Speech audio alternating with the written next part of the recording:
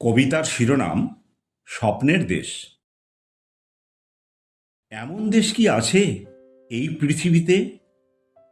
আমার জীবনের এই পরবেলায় আমি পৌঁছে যাব তাতে, যেখানে থাকবে না কোনো হিংসা দেশ, বন্ধুদের মধ্যে থাকবে না কোনো বিদ্বেষ,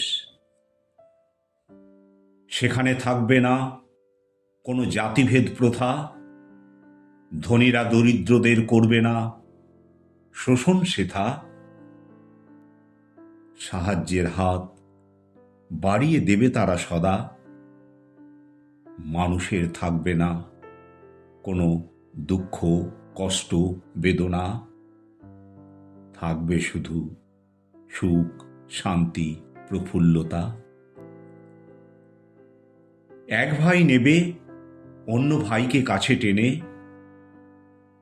প্রতিবেশীরা এগিয়ে আসবে একে অপরের আপদে বিপদে, শিশু কিশোরেরা মোবাইলের গেম ছেড়ে যাবে মাঠে, সেখানে একসঙ্গে খেলবে তারা আনন্দ উচ্ছ্বাসে,